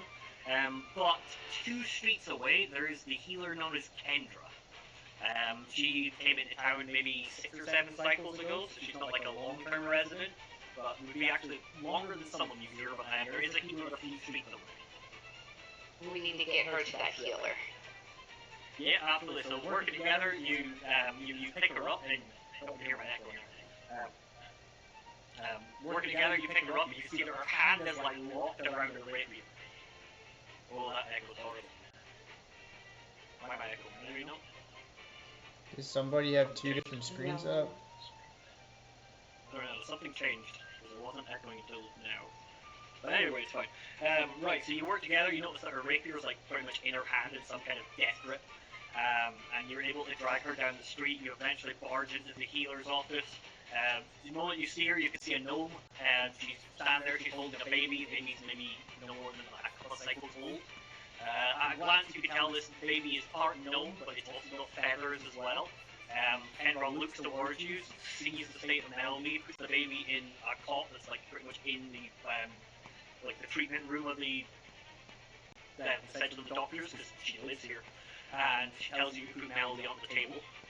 You put her on the table, she checks to see if she can figure out what's going on. She looks around, she seems worried, she's like not really sure what's actually affecting her. She goes through like different potions and vials and alchemical solutions. She puts them all, pretty much forces like a bunch of concoctions down Melody's throat. And there's a couple of moments that go past where like it doesn't seem to be working. She's still seizuring. She looks like she's starting to vomit onto herself. She gets rolled onto her side to make sure she doesn't choke or anything. You're having to take turns like holding her down and everything so she doesn't hurt herself, and making sure she doesn't bite her tongue off or anything like that. And after a few minutes or so, the seizures stop, and you see that her breathing seems to calm down a bit. And Kendra turns around and goes, "I'm not sure, but I think she'll live." What did this to her? I've not seen this kind of wound in this town, like, at all. Luna's gonna pipe up and tell her about the creature that was metal armor, had the flaming sword, and how it pierced into her. Tell her everything that happened. Yeah, absolutely. So she's like, it sounds like some kind of undead or something. But the best I can do is I can keep her in for observation. She'll either recover by morning or she'll pass. It's honestly 50-50. What? There's nothing you can do, Luna? I don't even know what you're Luna, by the way. But I yeah, know, Luna she's like, says. she's like, I've not dealt with whatever this specific thing is before. I've seen something like it. I didn't really have materials to deal with it, but like, she looks a bit better. But that's the best I can do unless we can get a priest. The priest, you say? Go get the priest. We're gonna go get the priest. We will be right back. But Luna dashes out. Nice. Right, so we are actually going to leave it there because it is already 20 past 3 in the morning, and I want it to be in bed an hour and a half. Oh, absolutely. Sounds good. Good job. If you can, Oh, the write a note. suspense! The suspense! Write a note of where you're going. Okay. Yes, notes. Going to get the priest. We're getting the priest so that we can save Melody. Yeah. Right, and I'll just move you on the map to roughly the healer's building. I love the music controls this time, by the way. That was epic. Good job. Yeah, it was the thing that I had that I turned it off for you, but I realized that and managed to get it back on. Alright, so for next time we will continue with Luna bursting out the door trying to get towards the healer. You just going to decide if anyone's going or you're all just going to stay there. But luckily there is no other patients in the doctor's bit right now, so she has full attention at the very least. But you do see that while Kendra was like essentially like checking her wounds and stuff, that she pulled open her top. It's quite revealing, but like she like pretty much strips her open, and you can see this like wound that's like this flesh is all rotting around. It looks like it's actually like a corpse starting to rot around it, but it does seem to be slowing down a little now at the very least. Damn. Alright. Sweet heals. And I will end my recording there. There we go. Right, so I've got a copy of the audio and stuff, but there you go. I hope you had fun. I bet that didn't go how you expected, did it? No, not at all. I'm That glad. was a lot of fun. I've had a month to plan this. I'm glad I changed my mind of what I was going to do and ran back to get the guards. Right? Yeah. Because we would have all been dead, and that would have been the end of us. Right. All right, The well, campaign done. my little guy is awake and I'm trying to rock him back to sleep, so I'll talk to you all later. But for those of you that are watching this on YouTube, thanks again for watching. If you are enjoying this, everybody's stuff is on here. Follow everybody. Like, share, subscribe. Good night. Good night.